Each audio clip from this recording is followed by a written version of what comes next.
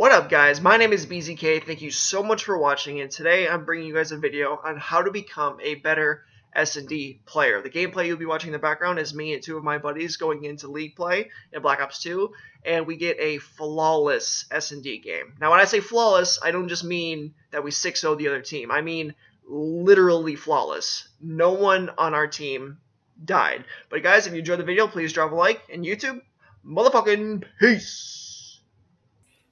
Alright guys, how to become a better SnD player. Now in this video I'll be going over three of sort of like the main points, keys, rules, guidelines, whatever you want to call it. And realistically, they're all universal to every single COD.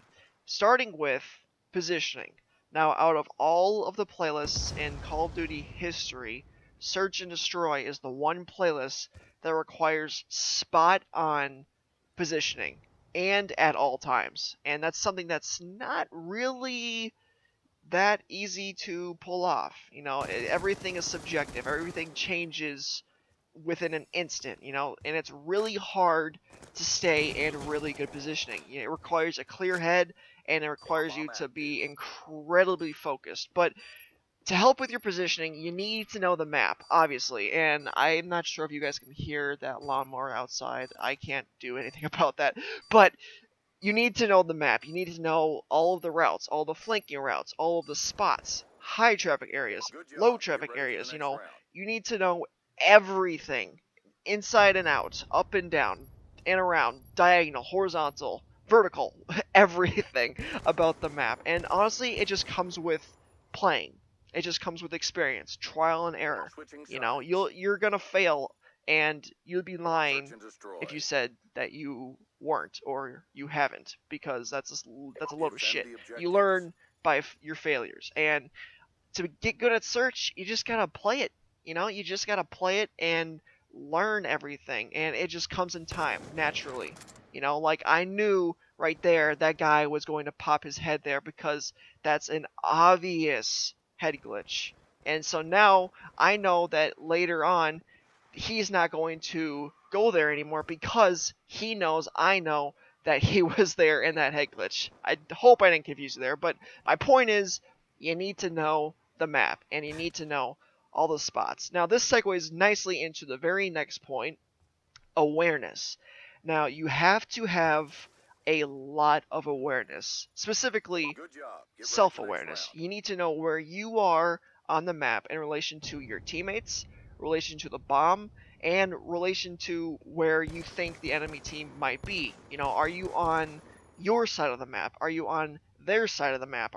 Where are you on the map? You know where you are on the map and have that awareness to play your game accordingly. And this kind of ties in also with your team awareness. You need to know where your teammates are, and you need to be in the correct positioning accordingly. You know, obviously you don't want to be, you know, neck and neck with your teammate at all times. You want to spread out, because let me tell you, it is so frustrating when an enemy person gets an easy two-piece just because you're right next to your teammate that died.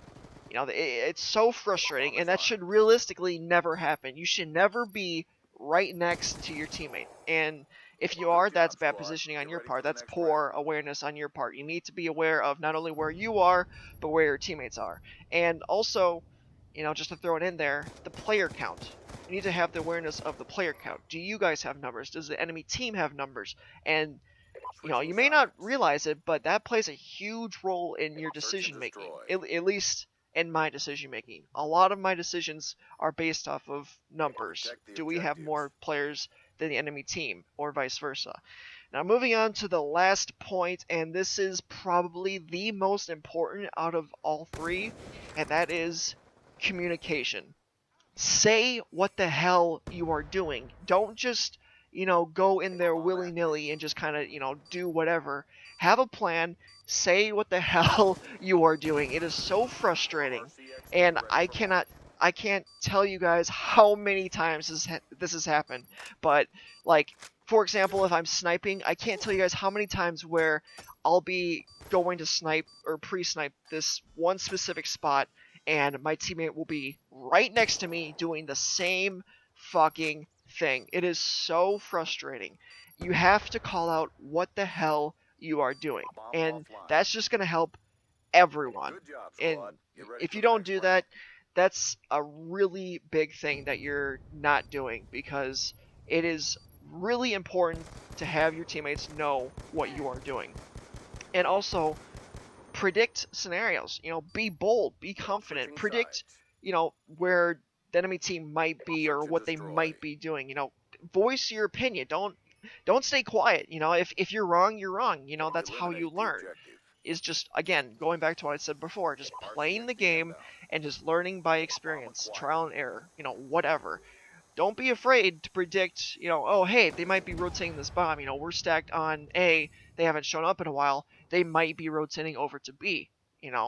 Make that call out. And if you're right, you'll get praised for it, and you'll feel better about yourself, and it'll improve your self-esteem and confidence. So be bold, make that prediction. And if you're wrong, so what? It's in the end of the day, it's a fucking video game. Unless obviously you're playing for money, then it's a little bit more than a video game. But you guys get my point. And then finally, I think, and also this point, or this kind of sub point, if you will, is I think what separates me from a lot of other people. Predict where the enemy is going to be. Don't just call out, oh hey, he's top, he's top laundry. Predict where they might be in relation to the situation. So, for example, and I'm just thinking off the top of my head here, let's just say that you are in, all right, so let's say you're in jungle, right? And you see a guy kitchen, you pop out and you see a guy go kitchen, he shoots at you, you go into jungle. Now, there's a couple things that you have to take into consideration. You have to take into consideration how many people are alive, if it's a 1v1, a 1v3, or 1v4. So, like, if it's a 1v3 or a 1v2, and that guy in kitchen saw you, you have to know that he's going to be aggressive, because he has numbers. Now, this should alter your decision making. You're in jungle, essentially you could get pinched and you could get fucked. You have to act fast. You have to predict where the enemies are going to be, and you have to act accordingly. But guys, that's pretty much it. I hope I explained everything, to the best that I can to help you guys understand. These are 3 things that I follow, like, as a ritual, and especially predicting the enemy players. But I mean, at the end of the day, all this comes with just experience and just knowing the game. But guys, I hope you enjoyed that flawless SnD. Right here you see us talking shit to the enemy team. I'm a dumbass and didn't record it because it was fucking hilarious, because they were so salty. They didn't get a fucking kill, and it was so funny. But guys, I hope you enjoyed this video. If you did, drop a like, and YouTube, motherfucking peace.